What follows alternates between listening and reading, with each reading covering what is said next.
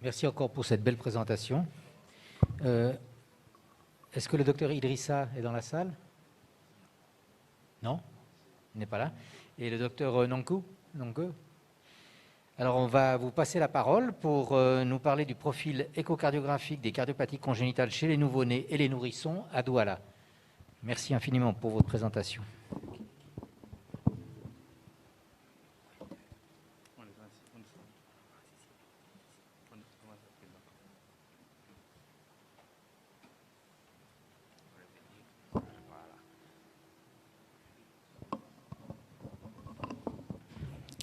Alors, bonsoir, cher maître. Merci de me donner la parole. Je suis le docteur Fouedjo et je représente ce soir le docteur Nouke qui a une urgence pour cette présentation sur le profil échocardiographique des cardiopathies congénitales chez les nouveau-nés et les nourrissons à Douala. Notre plan pour cette présentation sera la suivante. Alors, les cardiopathies congénitales représentent 3% des décès infantiles dans le monde et 46% des décès par malformation. La prévalence mondiale est de 9,1 pour 1000 et en Afrique subsaharienne de 8 pour 1000. Au Cameroun, la prévalence est estimée à 9,87 pour 1000, mais 7% sont pris en charge. Donc, cela constitue donc un problème de santé publique. Donc, afin d'améliorer le dépistage, la prise en charge et la suivi des nouveau-nés et nourrissons, nous sommes donc alors intéressés à évaluer le profil échocardiographique des cardiopathies congénitales chez les nouveau-nés et les nourrissons dans la ville de Douala. Nous avons mené une étude rétrospective, transversale et descriptive d'une période de 10 ans, allant de janvier 2008 à mai 2018. Notre population d'études était les nouveau-nés et les nourrissons âgés au plus de 2 ans au service de cardiologie de l'hôpital général de Douala et chez qui une échocardiographie avait été réalisée. Les données ont été saisies et analysées grâce au logiciel Statistica Package for Science version 26. Le test de KID a été utilisé pour mesurer l'association entre les variables qualitatives. Le hot ratio avec un intervalle de confiance de 95% ont été utilisés pour établir le degré d'association entre les variables et ensuite une analyse bivariée plus multivariée a été faite par la méthode de régression logistique. Le seuil de significativité a été défini pour une valeur de P strictement inférieure à 0,09. Alors, la prévalence des cardiopathies congénitales dans notre centre a été de 50,8%. Cette prévalence est variable en Afrique. Niakara et collaborateurs au Burkina avaient une prévalence de 6%. Alors, il est important de rappeler que dans notre centre, on avait une prévalence élevée parce qu'on recevait en fait les patients ayant déjà une suspicion de maladie congénitale. C'est donc pour ça qu'on avait une prévalence ici élevée de 50,8%. Alors, notre population était regroupée en deux. Les nouveau-nés, c'est-à-dire patients ayant un âge de vie entre 0 et 28 jours, et les nourrissons. Les nouveau-nés représentaient 24,3% de la population et les nourrissons étaient 3 fois plus nombreux. Ce résultat était similaire à une étude faite par Kinda et collaborateurs et Thielo et collaborateurs. Le souffle cardiaque était le signe physique clinique majeur, était plus représenté chez les filles. Bien que le sexe n'influence pas la genèse de la cardiopathie. Et dans la littérature aussi, on a trouvé les mêmes valeurs, car l'étude faite par Salah et collaborateurs, Kinda et collaborateurs, et Thielo et collaborateurs avait aussi trouvé comme signe majeur physique à la clinique les souffles cardiaques. Les cardiopathies avec shunt gauche-droit représentaient 60% des cardiopathies congénitales dans notre population, et cela était conforme à la littérature. La fréquence des filles était similaire aussi à une étude faite par Pemba et al. Au Congo en 2005. L'analyse échocardiographique montrait donc que la communication interventriculaire représentait 31,1% des cardiopathies congénitales et était donc la plus fréquente.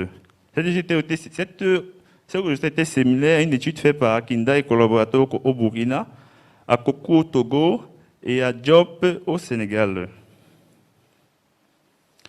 En recherchant donc la relation qui existe entre les cardiopathies congénitales et certains facteurs dans notre étude, nous avons trouvé 3 associations: l'âge, l'infection maternelle et la toxoplasmose. L'association entre l'âge et les cardiopathies congénitales n'avait pas de cause à effet, puisqu'ici on parle bien de pathologie congénitale. Maintenant, contrairement à la littérature où les antécédents de rubéole maternelle sont parfois associés à des pathologies congénitales, à des cardiopathies congénitales, dans notre étude, on ne trouvait pas d'association entre les antécédents de rubéole et les cardiopathies congénitales. Donc on a pensé que peut-être parce qu'au cours de l'étude, on n'avait pas assez eu des renseignements sur la rubéole pendant la grossesse. Il y avait donc cependant une association entre la toxoplasmose et la cardiopathie congénitale. Pourtant, elle n'est pas décrite dans la littérature. Donc, en conclusion, dans notre étude, nous remarquons que la communication interventriculaire est la cardiopathie congénitale la plus représentée. Le dépistage précoce des infections maternelles et l'occultation cardiaque des malades sont vraiment efficaces, peu coûteux et non invasifs pour la prévention et le diagnostic précoce de ces pathologies, de ces cardiopathies. Merci pour votre attention.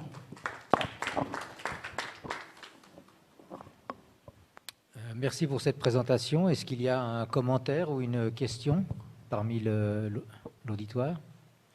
Oui.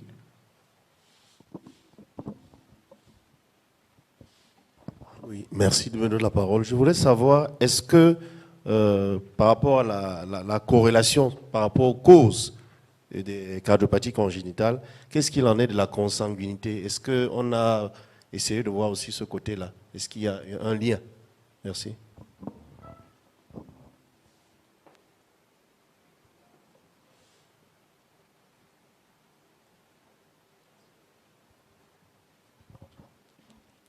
Alors, merci pour la question. Bon, comme c'était une étude ici rétrospective, déjà, donc on n'a pas pu avoir les données réelles sur ce facteur. Sinon, on aurait évalué, si c'était une étude prospective, on aurait évalué pour savoir s'il y a une association entre les deux.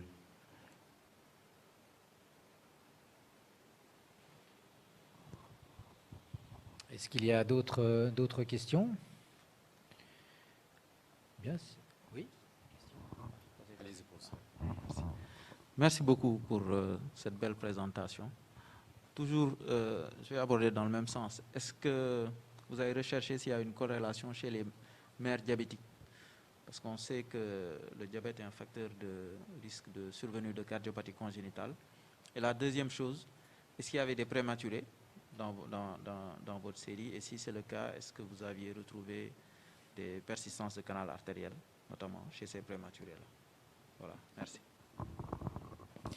Alors, merci pour la question. Comme j'expliquais encore, c'est vrai que dans notre étude, on n'a pas regardé les femmes diabétiques, déjà, avec, comme j'expliquais, le souci d'avoir les données, avoir le maximum de données. Ce que je n'ai pas dit dans la présentation, c'est qu'on a recruté pendant les 10 ans plus de 1007 cas de pathologie, de cas venus pour suspicion de cardiopathie congénitale. Et maintenant, la question concernant... OK, les prématurés. Ici, on a reçu en majorité les patients qui étaient à l'âge déjà à terme et qui sont venus à terme en majorité. Et comme l'expliquons, on avait séparé en 2 groupes, les nouveau-nés entre 0 et 28 jours et les nourrissons.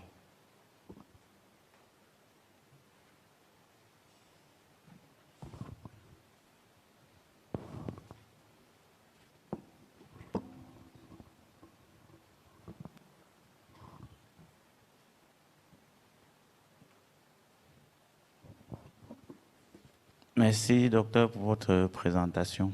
Je suis docteur Taka, médecin généraliste. Bon, j'ai une incompréhension. Vous allez m'éclairer, s'il vous plaît. Si je comprends bien ce résultat, vous parlez des facteurs associés à la survenue des cardiopathies congénitales. Et là, j'ai une difficulté à comprendre. S'il vous plaît, veuillez m'éclairer. Vous avez noté que l'âge était associé à la survenue des cardiopathies congénitales. Je ne comprends pas bien. Parce que là, on est en train de parler de l'âge des nouveau-nés, c'est-à-dire de 0 à 28 jours, ou alors de 28 jours à 2 ans, si je ne me trompe pas. J'ai un peu de la difficulté à comprendre comment est-ce que ça peut être associé à la survenue. Bon, je me suis dit peut-être que ça aurait pu être l'âge maternel. Bon, là, je ne sais pas trop, je ne comprends pas. Merci.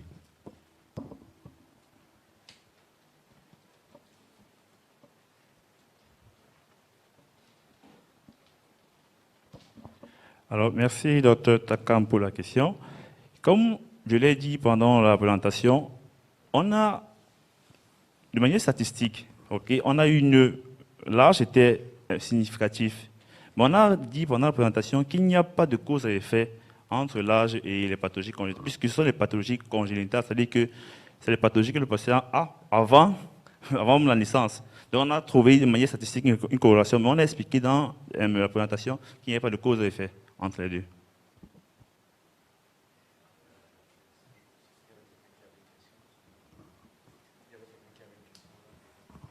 Est-ce qu'il y a d'autres questions dans la salle, s'il vous plaît? Oui, le monsieur avait une question.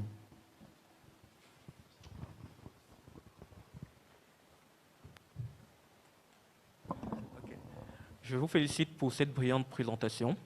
Ma préoccupation est quasiment la même que la sienne, mais je vais aller plutôt dans un autre sens. Est-ce que l'âge gestationnel n'a pas plutôt une influence sur la survenue de ces pathologies, de ces cardiopathies congénitales? En fait, si un enfant est prématuré, est-ce qu'il n'y a pas la possibilité qu'il y ait des malformations qui dont ces cardiopathies congénitales? Est-ce que ce n'est pas peut-être quelque chose à recommander, à surveiller également dans le futur? Je vous remercie.